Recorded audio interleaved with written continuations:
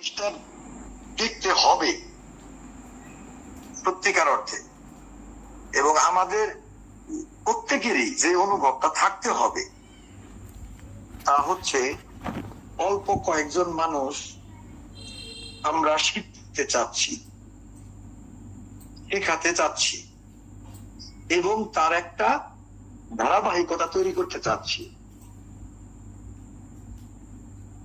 জিনিসটা ব্যাপারটা কিন্তু এই না যে আপনারা একটা প্রতিষ্ঠানে আসছেন, আপনারা চাকরি করতেছেন। No, never. আপনারা দেখবেন আমাদের এই প্রজেক্টের যে সিস্টেমটা, কেউ জীবনে কোনোদিন রুগী দেয় নাই, তারে ওই রুগী নিয়ে আসে নাই, শিখতে আসে নাই, কোনোদিন তাকে চাপ প্রয়োগ করা হবে না। তাই আমাদের নীতির বাইরে, এটা আমাদের একটা নীতি। কেন? কারণ আপনারা প্রত্যেকে স্বাধীন মানুষ, আপনারা শিখতে আসছেন, শিক্ষার্থী। পরিষ্কার জানি নেন আপনাদের অবস্থান, আমাদের মনোভাব, এটা একটু পরিষ্কার হয়ে নেন। আপনারা করবেন না তার জন্য কোনোদিন বলা হবে না যে তুমি কেন করো না। আপনার খোঁজ খবর রাখতে পারে, আপনাদের প্রজেক্টে খোঁজ খবর রাখতে পারে। আপনি যদি বলেন যে আমি করবো না, আমরা কোনো নেতিবাচক কোনো নেগেটিভ ধারণা রাখবো না আপনার প্রতি। এরা আপনি স্বাধীন মানুষ, প্রত্যেকেই স্বাধীন মানুষ। আপনারা আমার চাকরি করেন না, আপনারা আমার দাস গোলাম কিচ্ছু না। হ্যাঁ হ্যাঁ, আপনারা যদি আমার স্টুডেন্ট হন তাহলে আমার সাথে, বা এই প্রজেক্টের স্টুডেন্ট হন তাহলে একটা প্রজেক্ট তাইলে একটা সম্পর্ক অবশ্যই তৈরি হবো। মানবিক সম্পর্ক, মানুষের সম্পর্ক, বন্ধুত্বের সম্পর্ক, স্বাভাবিক সহজাত সম্পর্ক তৈরি হবো। কিন্তু এটাও সত্য, একটা প্রতিষ্ঠান কখনোই নিয়ম কানুন ছাড়া চলতে পারে না। ব্যাপারটা বুঝছেন কিনা? আমরা একটা কাজ করব, আমাদের পরিকল্পনা লাগবে, আমরা আমাদের প্রত্যেকেই তাদের নিজেদের কাজের অংশটাকে পূর্ণ করব। এইটা ছাড়া একটা প্রতিষ্ঠানও চলতে পারে না, তাই না? দেশের আইন আছে, সমাজের কিছু নীতি নৈতিকতা আইন আছে। কাজে যে কোনো ভাবে কিছু মানুষ যদি একত্রিত হয়ে কোনো একটা কাজ করতে চায়, এটা যে কাজই হোক না কেন, অবশ্যই কিছু আইনের মধ্যে দিয়ে যাইতে হয়। এই যে নিয়ম কানুন গুলা শুনলেন, এটা হলো আমরা যে কাজটা করতে চাচ্ছি তা যেন দেশের সমাজের জন্য ক্ষতিকর না হয়, কাজটা যেন সুশৃঙ্খল হয়, সুন্দর হয় তার জন্য। কিন্তু তার মানে এই না যে আপনারা পরাধীন। যদি আপনি একাত্ম হইয়া কাজ করেন তাহলে অবশ্যই এই নিয়ম কানুন গুলা মাইনেই করবেন। কারণ না হলে আমরা শৃঙ্খলাবদ্ধ থাকুন না, বিশৃঙ্খল হয়ে যাবো, তাই না? আমাদের যে শিক্ষার কার্যক্রম আছে, আপনারা যদি একটা স্কুলে ভর্তি হন, সেখানে নিয়ম থাকে না যে আপনি প্রথমে এই ক্লাস করবেন, তারপরে এই ক্লাস করবেন, তারপরে এই ক্লাস, এই কয়টা পর্যন্ত আপনার কলেজে থাকতে হবে, এইটুকু টিফিন টাইম, তুমি টিফিন টাইমে গেটের বাইরে যাবা কি যাবা না, থাকে না? রাখতে হয় একই উদ্দেশ্যে, যে সমাজের অনিষ্ট না হয়, দেশের অনিষ্ট না হয়, আমরা শিক্ষার কাজটা যেন সুন্দরভাবে করতে পারি। তো যে নিয়ম কানুন দেখলেন, এই নিয়ম কানুন হচ্ছে আপনাদের এই কাজগুলো যেন সুন্দরভাবে করতে পারেন, এর জন্য, আর কিছু না। দ্বিতীয়ত, বললে চলবে না যে সবসময়ই যে এটা একটা শিক্ষার প্ল্যাটফর্ম, আমরা একটা শিক্ষার ফ্রেমওয়ার্ক চালু করতে যাচ্ছি বাংলাদেশে। আমি কি বলবো, দেখেন সবকিছু তো বলা যায় না, সব সময় বলা যায় না। আপনাদের নেপথ্যে অনেক ঘটনা ঘটতেছে দুনিয়াতে, হোমিওপ্যাথিতে নিয়ে, এই স্কোপ নিয়ে, আবাকে নিয়ে। আমার বাংলাদেশে যে আমি হোমিওপ্যাথিক শিক্ষা দিচ্ছি, এই প্রসঙ্গটা নিয়ে অনেক বড় বড় ঘটনা ঘটতেছে, অনেক বড় বড় ঘটনা। এইগুলো আমি এখন বলতে পারি না, সবসময় সব কথা বলা যায় না। তবে এইটুকু আমি বলবো আপনাদের, এটা নিয়ে সব প্রচার করার দরকার নাই। কারণ প্রচার জিনিসটা, এই আমার ব্যক্তিগত প্রচারের অত প্রয়োজন নাই। আপনারা আপনাদের নিজেদের কাজগুলো ঠিক মতো করলে ও আল্লাহর দয়া আসবো। আমি কেন আসবো এটা একটু পরে বলি। তবে এইটুকু আপনাদের উৎসাহের জন্য বলতেছি এবং কাজের গুরুত্ব বোঝার জন্য বলতেছি। তাও পুরাটা বলুন না, শুধু একটা আভাস দিব। আমার প্রফেসর জর্জ বিতুল কাজ আমার শিক্ষক, আপনারা জানেন। তার একটা প্রতিষ্ঠান আছে গ্রিসে, IACS, এবং আমি সেখানকার রিসার্চ টিমের একজন সদস্য। তার থেকে বড় কথা বিতুল কাসের ব্লেসিংস এবং ভালোবাসা আমি পাইছি। তিনি একজন শুদ্ধ মানুষ। তিনি আমারে কইছেন যে আমার কাজটারে অ্যাপ্রিসিয়েট, মানে তিনি মনে করেন যে এই কাজগুলা দিয়ে বাংলাদেশে একটা ভালো কিছু হবে, তিনি মনে করেন, তার উপলব্ধি এটা। মানে এর বেশি আমি কইতে পারব না। আমাদের ব্যক্তিগত সম্পর্ক, আমার সাথে, আমি ব্যক্তিগত ভাবে মনে করি আমার শিক্ষক যারা আছেন তাদের সাথে আমার সম্পর্কটা খুবই ব্যক্তিগত, একান্ত ব্যক্তিগত। তিনি তার কোনো কথা আমাকে যদি না বলতে বলেন আমি বলুক না, ব্যাপারটা বুঝছেন কিনা? তো কাজেই পুরো ব্যাপারটা আমি এখন বলুন না, তিনি যখন প্রকাশ করবেন বলবেন তখন আপনারা জানবেন।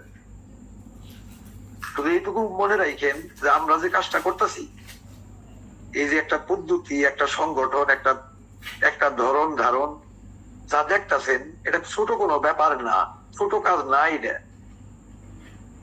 আমরা বাংলাদেশের হোমিওপ্যাথিক শিক্ষার উন্নতির জন্য একটা বড় কাজ করতেছি।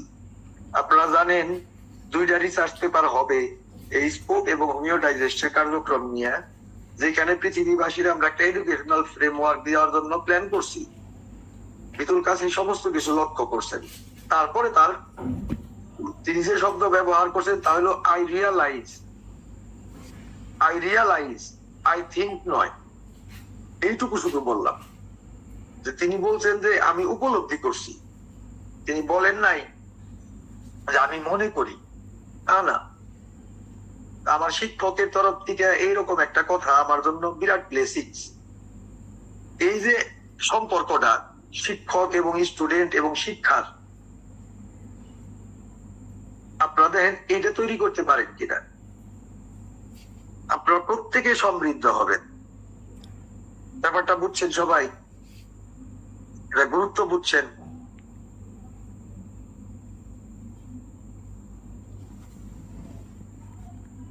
জি, বুঝতে পারছি। যে কোনো শিক্ষার বিতুল কাজ আমরা যখন ক্লাস করি তখন কইলেন একবার, মানে উনি খুব মস্করা করেন, ঠাট্টা মস্করা করেন ক্লাসের মধ্যে, খুব সুন্দর পরিশীলিত, মার্জিত এবং খুব ইন্টারেস্টিং, পুরো ক্লাসটা ইন্টারেস্টিং হয়ে যায়। তো যাই হোক, ঘুমাইতেছে কিনা সেইগুলোর ব্যাপারে কথা বলতে যায় না, তিনি বললেন দেখো তোমাদের মধ্যে অনেকেই ঘুমাইতে পারবে না ক্লাসের সময়। কেন? যারা খুব উন্মুক্ত হৃদয় নিয়ে আমার কথাগুলা শুনবা, শুধু তারাই এটা বুঝতে পারবা পুরোপুরি। শিক্ষক শিক্ষার্থীর সম্পর্কের মধ্যে শিক্ষার্থীদের সবসময় হৃদয়টা উন্মুক্ত রাখতে হয়, যেন দান করা যায়, যেন তারা গ্রহণ করতে পারে। এই উন্মুক্ত হৃদয় কাজে একটা কানেকশন তৈরি হয়, শিক্ষক এবং শিক্ষার্থীর মধ্যে একটা কানেকশন তৈরি হয়, একটা নতুন সম্পর্ক, একটা নতুন ধরনের রিলেশনশিপ তৈরি হয়, যেটা অনেক সুন্দর, পবিত্র, স্নিগ্ধ, কোমল, গঠনমূলক। এই সম্পর্কটা দেখেন আপনারা তৈরি করতে পারেন কিনা, তাইলে শিক্ষা অটোমেটিক্যালি হবে। এই অটোমেটিক্যালি হওয়াটা হালকা ভাবে নিয়ে আমরা, অটোমেটিক্যালি তো আসলে হয় না, বহু ঘটনা পরিক্রমার মধ্যে দিয়া হয়। তবে যে ঘটনা পরিক্রমার মধ্যে দিয়া হয় এটা নিয়ন্ত্রণ করার ক্ষমতা আমাদের নাই, কাজে এটা নিয়ে খুব পাইবা টেবিল লাভ নাই। মনে রাখবেন, শিক্ষা বোধ এবং উপলব্ধির বিষয়, আর কাজটা সহজ না। এই লক্ষ্যটাও সবাই মাথায় রাখবেন। শিক্ষা এই না যে আপনার শিক্ষক যা বলছে মুখস্থ করে ওইটাই পরীক্ষার খাতায় ডেলিভারি দিলেন, কিংবা মানে ওইটাই আপনার জীবনে, বাস্তব জীবনে ইমিটেট করতে থাকলেন, নকল করতে থাকলেন, পরীক্ষার খাতায় না করে জীবনের মধ্যে নকলটারে বসাই দিলেন। কিন্তু যখন আপনি শিক্ষকের কথাগুলো চিন্তা করবেন, বোধ দিয়া, উপলব্ধি দিয়া নিবেন, তখন ওইটা আর কোনো কথা থাকলো না, ওটার সাথে আপনি একাত্ম হইলেন, আপনার মধ্যে শিক্ষা পূর্ণ হইলো। কাজে শিক্ষা হইলো আপনার নিজের হৃদয় দিয়া দেখা। এখানে যে শিক্ষকগণ থাকবেন যারা, তারা যেমন দেখাবেন যৌক্তিক ভাবে, আপনারা একদম সমালোচনামূলক, গঠনমূলক প্রশ্ন করে দেখে নিবেন। হোমিওপ্যাথিক কমিউনিটির কয়জন আমার এই প্রজেক্টে এই উদ্যোগে এগিয়ে আসবো আমি জানি না, তবে আমার তো কিছু স্টুডেন্ট আছে, তারা যদি আসে তাহলে আমি এই জিনিসটা, এই জিনিসটা আমি আপনাদের মধ্যে করতে পারার জন্য চেষ্টা করতে পারো। তবে ভাই করবেন তো আপনারা, ভবিষ্যতে আপনারাই এই পদোন্নতি হবে, আপনারাই উপরের পদে আসবেন, এটা পরিচালনাও করতে হবে আপনাদের যারা এক্সিকিউটিভ আছেন। এই ব্যাপারটার গুরুত্ব বুঝতে পারেন কিনা চিন্তা করেন। যদি আপনারা পরবর্তীতে এর হাল না ধরেন, স্কোপ বন্ধ হয়ে যাবো, আর এই স্কোপ বন্ধ হয়ে গেলে আমার কিছু যায় আসে না। আমি এখানে কোনো ধান্দাবাজি করতেছি না, কোনো অবিশুদ্ধ আইডিয়া থেকে আসি নাই। কথাটা বুঝছেন কিনা? বিশুদ্ধ আইডিয়া থেকে আসছি, নৈতিকতা নিয়ে আসছি, সততা নিয়ে আসছি। তো কাজেই এই পুরো ব্যাপারটা না হইলে স্কোপের কোনো মূল্য নাই। এটা আপনার প্রত্যেকেই মনে রাখবেন, প্রত্যেকেই। তবে হ্যাঁ, অনেক নিয়ম কানুন পদ্ধতি, আবার টাকার একটা ব্যাপার থাকে।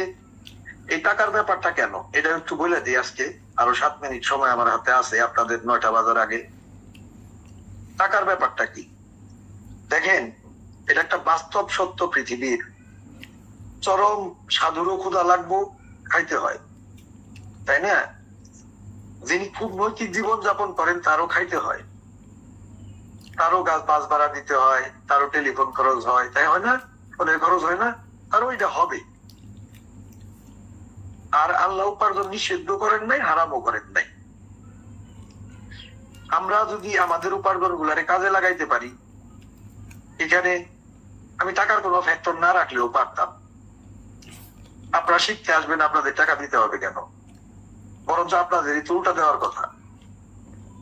না না, কথা না, আমি বোঝানোর জন্য বললাম। দুনিয়াটা যেভাবে চলে সেইভাবে, সেটা বললাম। প্রজেক্টটা এই দুনিয়ার নিয়মে চলতেছে না, প্রজেক্টটার মধ্যে আমার চিন্তা চলতেছে। আমি ওই গতানুগতিক চিন্তার থেকে বাইরে আপনাদের জন্য একটা সুবন্দোবস্ত করতে চাইছি, যে হ্যাঁ, এটা না করলেও চলতো, আমার ঘরে বাড়াইতো, ওটা ডাক্তারে দিতাম, শেষ। কিন্তু আমি চাইছি না, আপনারা পরিশ্রম করবেন, শিখবেন তো বটেই। শিখাটা আর একটু ভালো মতো হোক, অন্তর থেকে হোক, শুধু শেখার জায়গা থেকে হোক, ভালোবাসার থেকে হোক। আপনার যে ফোন খরচটাও হোক, এই কাজটা করতে যায় হয়তো 2-1 বার বাস ভাড়া হয়তো আসবো এই জায়গাটার থেকে। আমার কথাটা বুঝছেন কিনা? এতে আপনার সুবিধা হবো, আপনার কাজটা আর একটু ভালো মতো করতে পারবেন। আমার তো প্রচুর টাকা নাই, আমি তো ফান্ডিং করতে পারি না। আমি যেহেতু সরকারি প্রজেক্ট না, আমার সরকারি সহযোগিতাও করবো না। করবো না কেন বলি? কারণ এর মধ্যে কোনো খুব বেশি যে বৈষয়িক লাভ আছে তা না। তারপর আরো অনেক ব্যাপার থাকে যে কারণে সরকার গ্রহণ করবে না। আমাদেরই করতে হবো। আর সঠিক কাজ নিজেদের করাটাই ভালো, কষ্ট করে করাই ভালো। কিছু শুদ্ধ মানুষ পাওয়া যায়, সবাই তো আর কষ্টটা করে না। তো আপনারা যদি এই পুরো ব্যাপারটা বুঝে এই কাজটা করেন, আস্তে আস্তে যদি আপনার পরিসর বাড়ে, কিছু করে টাকা যদি আপনি পান, দুনিয়ার মানুষ যা মনে করে মনে করুক যে কি দালাল ঠিক করছে, নেতা আছে, হয়তো এগুলো বলেও, আমার সামনে তো কেউ কবো না, কিন্তু ব্যাপারটা এরকম না। ব্যাপারটা এরকম, আমি আমার বিশুদ্ধতার জায়গা থেকে আমি আপনাদের জন্য সুবন্দোবস্ত করবো। দুনিয়ার মানুষ যা বলে বলুক, তারা বলতে বলতে মইরা যায়, তাতে আমার কিচ্ছু যায় আসে না। আমি আপনারা আমার সাথে কানেক্টেড, তারা আমার সাথে কানেক্টেড না। আপনাদের যতটুকু পারি ভালো মন্দ, এটা দায়িত্ব বোধ আমার, তাদের না। তো কাজে আমি এমন একটা সিস্টেম করে রেখে গেলাম, কারণ এখন তো গঠনমূলক পর্যায়ে, আপনারা প্রথম দিকের লোক, এমন একটা সিস্টেম আমি করে রেখে গেলাম যেন প্রত্যেকটি লোক উপকৃত হয়। কেউ জানি মনে না করে যে একটা প্রতিষ্ঠানে আমি নাই, আমি আর অংশীদার নয়। আপনারা শুরু থেকে এটার অংশীদার, এবং আপনাদের কাজ দিয়ে আপনার এটার সিইও পর্যন্ত হইতে পারবেন একটা সময়। আমি যখন থাকবো না, আমার নেক্সট জেনারেশন একটা সময় যে কেউ হয়তো পারবে, তাই না? তো কাজে এমন কোন জায়গা নাই যে আপনারা দেখতে পারবেন না, আপনাদের নিজেদের যোগ্যতা পাবে, এটা এই নিয়মে চলে। তো আমি বলুন, দেখেন আপনাদের, আমি আবারও বলতেছি, প্রজেক্ট স্কোপ বাংলাদেশে থাকবে কি থাকবে না, এই ডিসিশন আমি নিব না। আমি নিয়ত করছি এই ডিসিশন নেবেন আপনারা। আপনারা যদি রাখেন থাকবে। আমি ফ্রেমওয়ার্ক রিসার্চ পেপার বানাবো, 2টা রিসার্চ পেপার বানাবো, এইটুকু আমার দায় শুধু। 2টা রিসার্চ পেপারের পরের থেকে আমার আর কোনো দায় নাই। আপনারা যদি এই ফ্রেমওয়ার্ক, এই ব্যবস্থা, এই পরিকল্পনা গ্রহণ করে চালাবেন, নিজেরাই বড় হবেন, নিজেরাই ফিজিশিয়ান প্যানেলে আসবেন, নিজেরাই এক্সিকিউটিভ হবেন, অডিট প্যানেলে যাবেন, যা আছে সবটুকুতে আপনারা নিজেরা যাবেন, চালাবেন। আপনাদের সিদ্ধান্ত না চালাবেন না, কি আসে যায়? আল্লাহ আমারে সচ্ছল করছেন নিজের চেম্বারে। এখন পর্যন্ত আজ পর্যন্ত এই স্কোপের বন্ধ আমি করি। আল্লাহ আমারে ব্যক্তিগত যে উপার্জন দিচ্ছেন রুকি আইসে, সেই টাকা দিয়ে করি। বইটা পর্যন্ত, বইয়ের থেকে আজ পর্যন্ত একটা পয়সা কোনোদিন নিয়ে নেই। হোমিও ডাইজেস্টে আমি একদম আপনাদের শিক্ষার জন্য কাজ করে যাইতেছি, কোন রকমের অর্থনৈতিক ভাবে লাভবান হওয়া ছাড়া। বরঞ্চ প্রচুর টাকা আমার খরচ হয়েছে স্কোপেও। আমি আমার নিজের পকেটের পয়সা খরচ করেই করি, আপনাদের টাকা না। আমি আমার রুগী দেখি, আমার ভিজিট হলো, অনলাইন ভিজিট হলো প্রায় 2000 টাকার কাছাকাছি। আর আমি ওইখানে রুগী দেখি, মাস শেষে পাই ডাক্তার হিসেবে 500-400 এক একটা রুগীকে। আমার সার দিতে হয় না, আমার যে ভিজিট সেটা কাছাকাছি তো যায় নাই। তো কাজে আপনার মনে করেন কোন টাকার প্রতি পাচ্ছি, কিংবা আপনাদের কাছ থেকে পয়সা বা আপনাদের পরিশ্রম খাওয়ার কোনো ধান্দা করতেছি, পরিষ্কার আমার আমি সাপ মানুষ, ভিতরে কথা রাখতে পারুম না। এই অডিওটা থাকবো, এই অডিওটারে নাজিম আছে, এক্সপার্ট আছে, ও বুঝে, স্বপন আছে, ওরা বুঝে এটারে ভিডিও আকারে বা অডিও আকারে যে কোনো একটা আকারে এই ছবিটা স্ক্রিনশটটা দিয়ে ভিডিও আকারে করা যাবো, কইরা এই পুরা জাতি, আমাদের বাংলাদেশের কমিউনিটি তাদের সামনে ছেড়ে দিব। শেষ।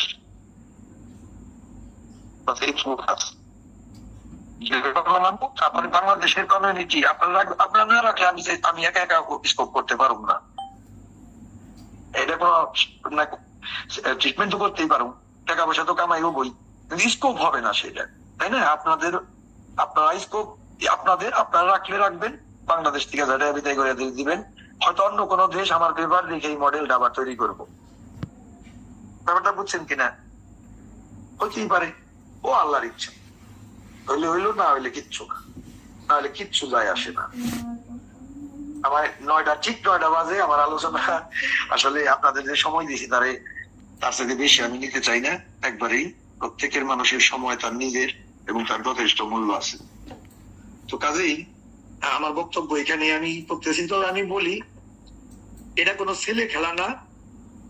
যদি সৎ নিয়তে সত্যিকার অর্থে আপনারা শিখতে আসেন, স্কোপের প্রত্যেকে আমার শিক্ষার্থী, আমার রেসপন্সিবিলিটির মধ্যে এসে পড়েন আপনারা। কাজেই আপনারা প্রত্যেকে আমার সাথে কানেক্টেড। হয়তো সবাইরা আমি চিনি না, কিন্তু যদি আমরা পথ চলতে থাকি, একটা সময় আমরা প্রত্যেককে চিনে নিব, আমার বিশ্বাস। এই হলো আমার বক্তব্য। সবাই ভালো থাকবেন। পরে একটা সময় ভিডিওতে আলাপ করবো ইনশাল্লাহ। তো হ্যাঁ, স্বপন, আমার কথা শেষ তাহলে। হ্যাঁ, জি আমি একটু একটা ব্যাপার আছে, আমি একটু কাজ আছে, তো আমি চলে যাই।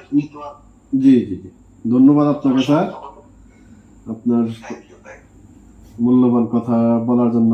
এটা আমাদের জন্য খুবই উপকার হবে। আমিও কিছুটা কথা বলছি, তারপর আপনাকে আমাকে ধন্যবাদ। আর কালকে দেখা হইলে বা রিসেন্টলি দেখা হইলে আপনার আমি সমস্ত কিছু কি কথা বলছি না বলছি জানাবো।